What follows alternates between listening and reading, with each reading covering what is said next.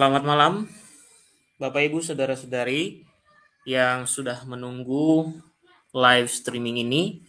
Terima kasih Bapak Ibu sudah menunggu untuk pembahasan topik pada malam hari ini. Memang topik ini adalah suatu topik yang sesungguhnya eh, ya hal yang remeh-temeh ya. Tetapi perlu ditanggapi karena apa? Karena terlalu banyak orang yang suka sekali menyebarkan informasi yang tidak benar dan suka sekali banyak orang yang percaya juga dengan informasi yang keliru. Oke, jadi secara khusus saya menanggapi ini untuk mengatakan bahwa apa yang disampaikan dalam video ini adalah sebuah tindakan yang kurang terpuji. Apalagi di dalam video ini ya, mengatasnamakan Tuhan dengan menghina Katolik, menghina kepausan. Saya kira ini adalah salah satu kemunduran. Teknologi semakin maju, otak manusia semakin pintar, ini juga semakin mundur. Lebih percaya kepada halusinasi, lebih percaya kepada mimpi di siang bolong, lebih percaya kepada ucapan-ucapan kosong dan tidak berbobot. Dan disebarkan melalui YouTube.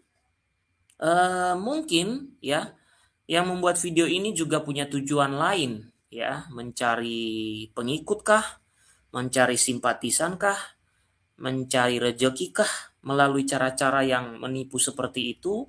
Saya kurang tahu, tetapi Bapak Ibu nanti bisa menilainya sendiri karena kita sebentar lagi mendengarkan ada dua video, cukup panjang videonya Bapak Ibu. Ada yang 23 menit, ada yang 30-an menit. Tetapi memang isinya bukan hal yang baik, tapi lebih kepada penghujatan terhadap gereja Katolik. Dan mirisnya, itu memakai nama Tuhan untuk menghina dan merendahkan atau menjatuhkan gereja Katolik. Bapak Ibu ingat lagi apa yang selalu saya beritahukan pada Bapak Ibu, bahwa di mata orang, gereja Katolik itu sangat seksi. Di mata orang, gereja Katolik itu sangat cantik. Sehingga tanpa mereka menyentuh ataupun menyinggung gereja Katolik itu sebenarnya mereka tidak punya bahan. Jadi ketika mereka khotbah di tempat mereka, ketika mereka menyampaikan yang katanya mereka menyampaikan firman Tuhan tanpa menyinggung Katolik itu nggak menarik. Karena gereja Katolik itu sangat seksi dan cantik. Sehingga harus disinggung dulu baru menarik itu khotbah. Ya. Jadi di balik ini semua juga kita bersyukur bahwa ternyata mereka benar-benar cinta kepada gereja Katolik di bawah alam bawah sadar mereka. Ya, mereka secara tidak langsung di alam sadar mereka sebenarnya mereka cinta kepada gereja Katolik. Hanya saja dipengaruhi oleh kepentingan, dipengaruhi oleh jabatan, dipengaruhi oleh keinginan ataupun ambisi, maka mereka menolak gereja Katolik.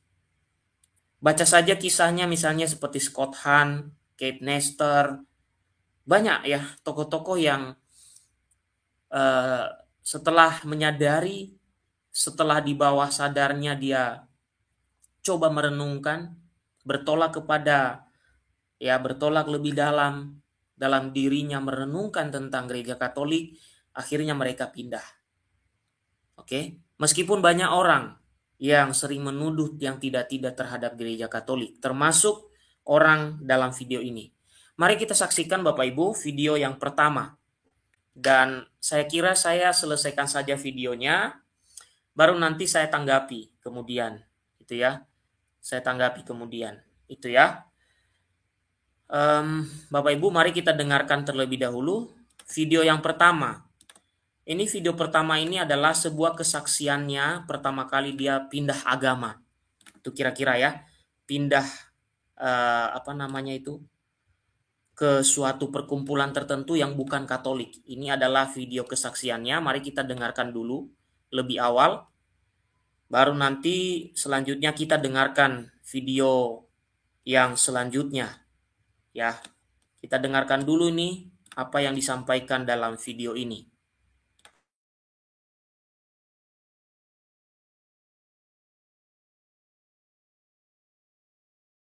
Saudara seiman, kembali berjumpa lagi dengan saya, Sylvia Tetralobi, dalam video saya yang kedua. Dalam video ini, saat saya sedang berdoa dan menyembah, Roh Kudus berbicara pada saya. Roh Kudus menyuruh saya untuk membuat video yang kedua.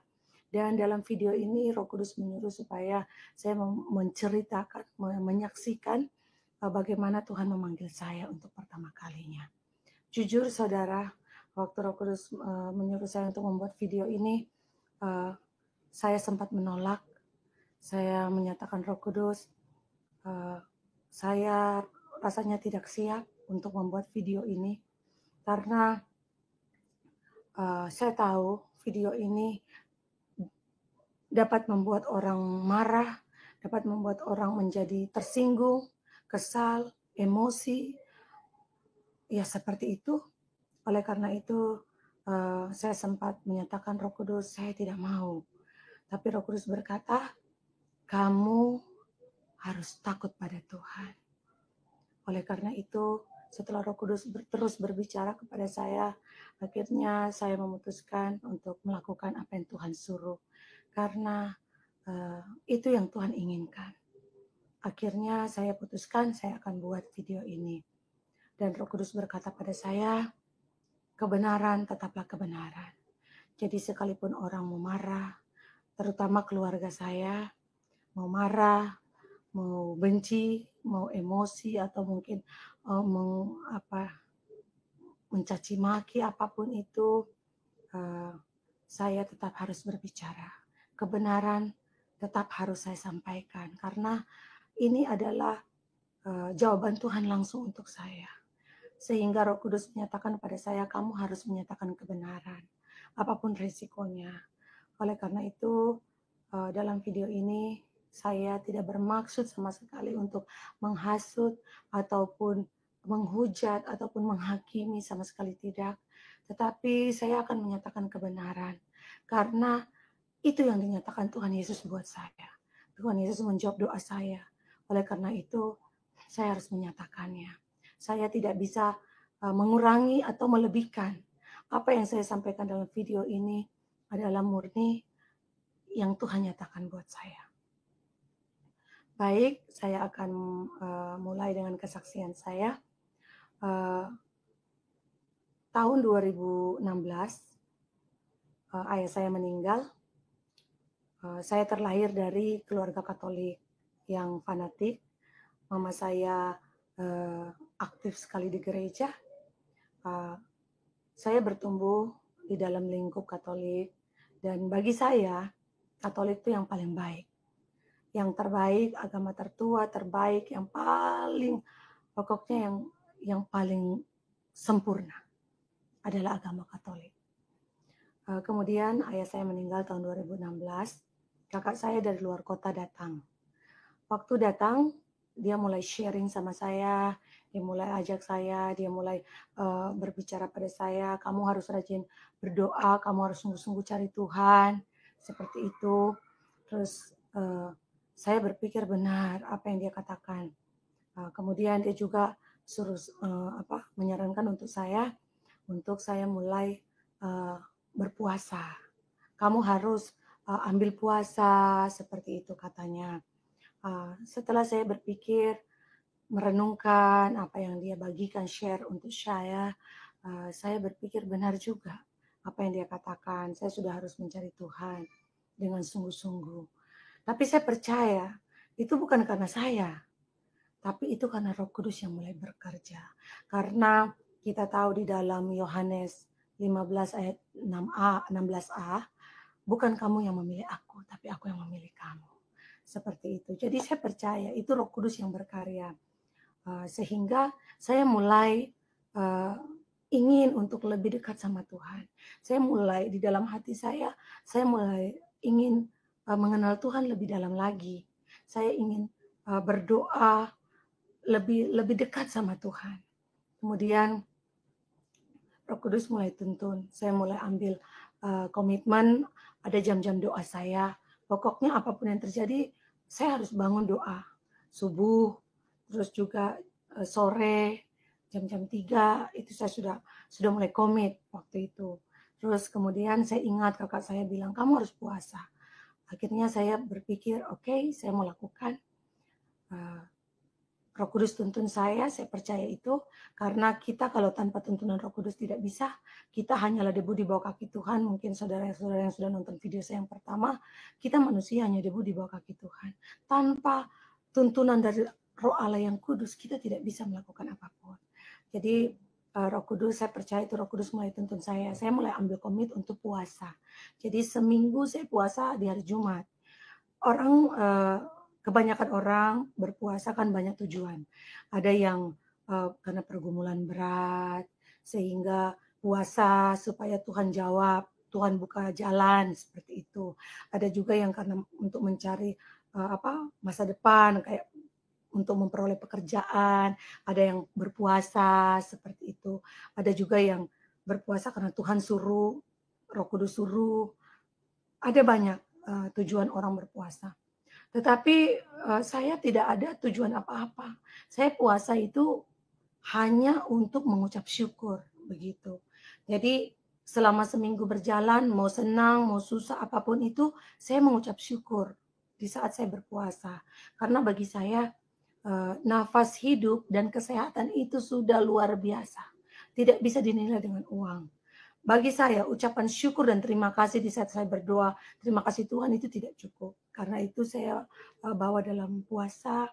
Jadi setiap saya puasa, saya cuma ucap syukur, terima kasih Tuhan, atas 1 minggu berjalan, apapun yang terjadi, saya tetap ucap syukur seperti itu. Saya tidak minta apapun, saya cuma mengucap syukur, karena belum ditambah dengan berkat yang Tuhan beri. Baru nafas hidup kesehatan, belum ditambah lagi dengan berkat-berkat yang lain begitu. Karena itu saya pikir saya tidak usah minta apa-apa. Apa yang Tuhan beri buat saya sama dan keluarga saya itu sudah lebih dari cukup. Makanya saya puasa hanya ucapan syukur saja. Dan itu berjalan sampai tahun 2017, 1 tahun berikutnya. Tuhan sudah persiapkan saya rupanya. Artinya setelah melewati ini baru saya menyadari seperti itu. Jadi di tahun 2017 ketika masa biasanya Katolik itu ada masa prapaskah sebelum masuk dalam Paskah. Sebelum Paskah ada masa prapaskah. Jadi di situ hari Jumat kita biasa jalan salib seperti itu. Jadi ketika saya sedang beribadah, Roh Kudus langsung bicara kepada saya. Roh Kudus nyatakan pada saya kalau ada sesuatu yang tidak baik akan terjadi seperti itu.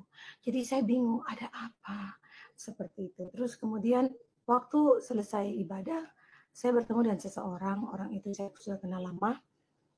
Roh Kudus langsung berkata, ada sesuatu dengan orang ini.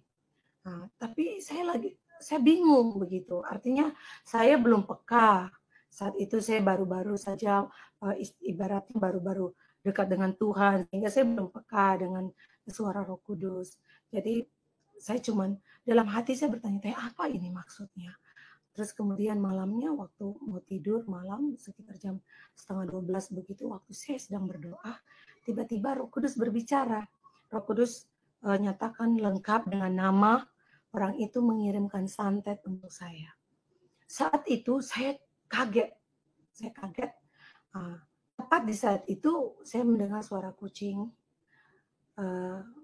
Dan suara kucing itu besarnya itu seperti kita sedang menyalakan lagu dengan speaker yang kencang dengan volume tinggi. Jadi suaranya besar sekali. Tapi saya sama sekali tidak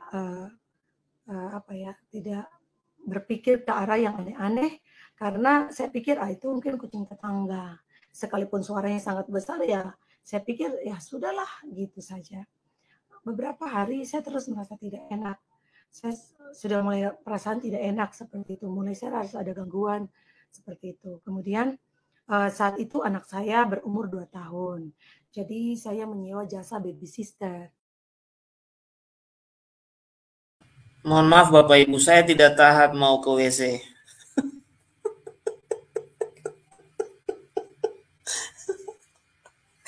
Ini macam apaan ini kesaksian ini? Aduh, Ibu. Kalau pindah agama pindah aja, Bu. Nggak usah ngomong macam-macam tentang Katolik lah. Sampai di sini aja saya sudah tahu bahwa Ibu itu terlalu banyak halusinasi.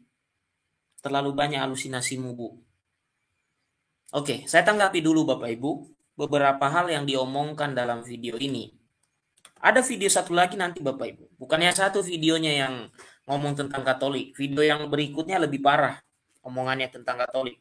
Oke, yang pertama dia mengatakan Katolik fanatik.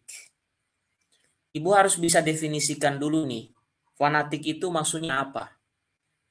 Karena Katolik itu tidak pernah fanatik kepada orang lain. Kalau fanatik dalam dirinya sendiri, dalam arti positif, pasti. Artinya apa? Dia pegang teguh imannya. Kalau ibu mengatakan Anda lahir di dalam keluarga yang fanatik Katolik, nggak mungkin ibu seperti ini. Nggak mungkin seperti orang yang halusinasi seperti ini. Kalau orang psikologi pasti tahu tadi gimana gerakan mata orang ini. Gerakan matanya nggak jujur. Saya bukan orang psikologi tapi saya belajar sedikit. Gerakan mata yang dia lakukan ketika dia bicara itu menunjukkan dia tidak jujur apa yang dia sampaikan. Oke. Dari kata fanatik itu, saya mau mengatakan kepada ibu, kalau ibu lahir dalam keluarga Katolik fanatik, seharusnya ibu tidak pindah agama ataupun tidak melakukan hal-hal konyol seperti ini yang memalukan seperti ini. Kenapa saya bilang memalukan? Bagaimana ibu seolah-olah Roh Kudus itu gampang banget gitu beserta ibu gitu. Udah seperti pembantunya ibu, melebihi pembantu malahan. Kapan ibu butuh langsung patuh itu Roh Kudus. Lebih tepatnya roh halus kali itu, Bu. Kayaknya apa yang dia pikirkan gitu, selalu dia katakan, wah ini dari Roh Kudus. Ini sih bukan lagi halusinasi. Ini perlu diperiksa ibu ini. Ya, bahaya.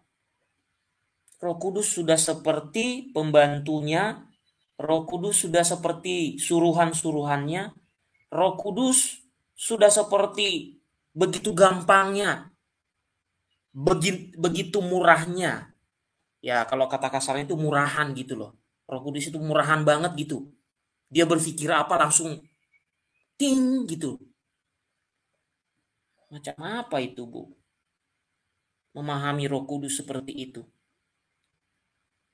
Ini menunjukkan justru ibu ini kalau dari keluarga Katolik nggak ada tuh ajaran seperti itu. Yang selalu mengaitkan segala sesuatu dengan Roh Kudus. Roh Kudus itu seperti mainan. Roh Kudus itu seperti suruhan dan nggak ada harga sama sekali. Murah banget. Oke. Lalu dia katanya mengikuti jalan salib ketika Prapaskah. Lalu Roh Kudus langsung bicara kepadanya.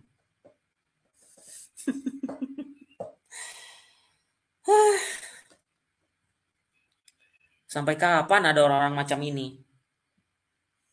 Orang-orang macam ini juga banyak orang yang percaya gitu. Bu, bagaimana Anda mempengaruhi Roh Kudus sementara Anda sendiri berbohong dalam video ini?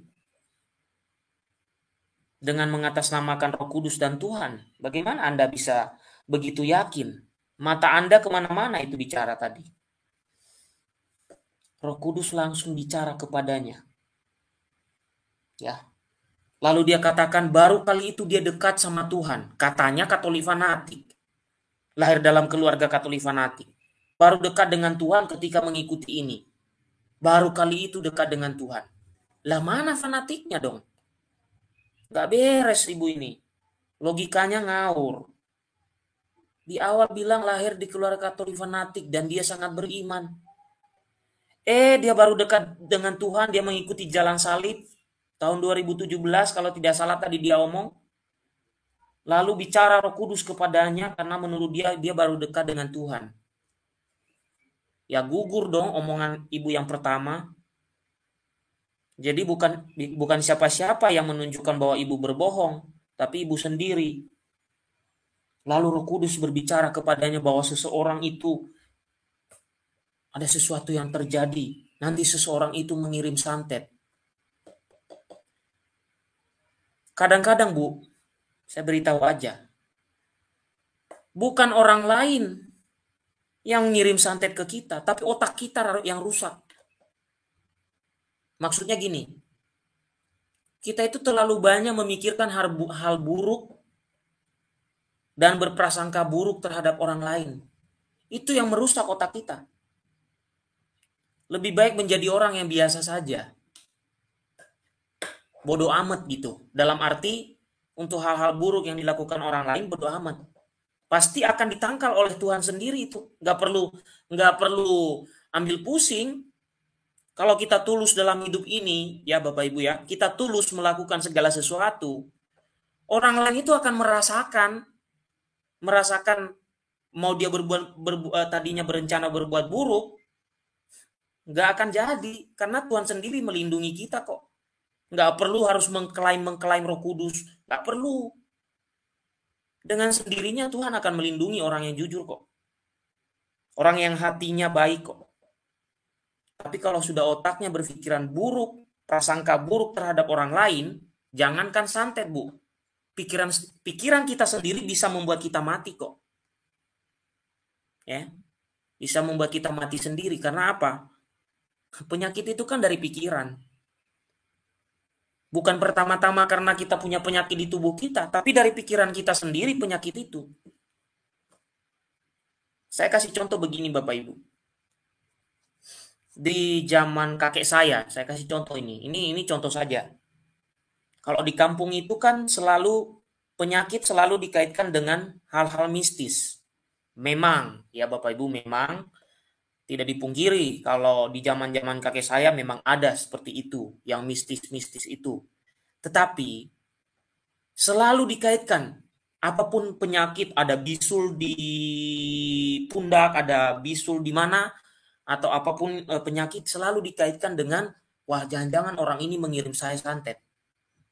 Padahal, saya baru sekarang sadar, di zaman kakek saya itu, saya masih kecil lah, orang tua yang menceritakan pada saya soal penyakit-penyakit itu.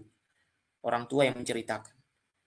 Kalau di zaman sekarang diperiksa di rumah sakit, ternyata itu penyakit gula, ternyata itu penyakit tertentu karena makanan. Tapi di zaman itu enggak, mereka selalu memandang itu mistis. Mereka memandang itu santet. Sudah maju teknologi saat ini, sudah maju pikiran otak manusia, masih berpikir soal santet.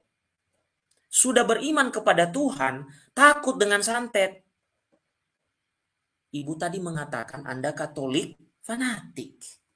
Ngapain takut dengan santet? Tinggal doa Bapa Kami, doa Salam Maria, banyak doa Katolik itu sederet dipuji syukur, bahkan kita doa spontan juga bisa. Ngapain takut? Nggak usah takut. Santai aja. Tuhan melindungi kok. Nah justru yang saya pertanyakan ibu. Ibu mengatakan baru dekat dengan Tuhan ketika mengikuti jalan salib tahun 2017. Dan saat itu juga Roh Kudus berbicara menuduh orang lain, mengirim santet. Emang Roh Kudus itu kerjanya begitu? Saya kurang tahu ini loh. Ajaran dari mana Roh Kudus itu kerjanya itu menuduh, memvonis orang lain mengirim santet. Untuk berbicara kepada seseorang tertentu yang entah jabatannya apa. Kok melebihi Yesus ya? Aneh. Melebihi Yesus sampai Roh Kudus berbicara kepadanya. Yesus saja kalau ketika selesai dibaptis hanya berupa burung merpati yang datang kepadanya. Itu pun gak ada bicara, yang bicara Bapa. Yang satu ini Roh Kudus yang bicara kepadanya. Melebihi Yesus. Ya. Jadi Bapak Ibu hati-hati dengan orang-orang halusinasi semacam ini. Perhatikan aja dia bicaranya. Ya. Oke, jadi Bapak Ibu ini sih namanya ya mimpi di siang bolong, halusinasi. Oke. Nah, ini tanggapan saya dari potongan video ini Bapak Ibu. Kita lanjutkan potongan video selanjutnya. Kalau dia mau berpindah, saya tidak ada masalah Bapak Ibu. Seseorang mau berpindah karena dari hati nuraninya mau berpindah, silakan aja. Tapi seseorang berpindah karena terpaksa, atau seseorang berpindah karena kepentingan diri sendiri, kemudian selanjutnya dia menghina-hina, dia ngomong macam-macam tentang yang dia tinggalkan, itu yang nggak beres. Sama seperti ini, nggak beres. Ya, oke. Mari kita dengarkan lagi stand up komedi ini.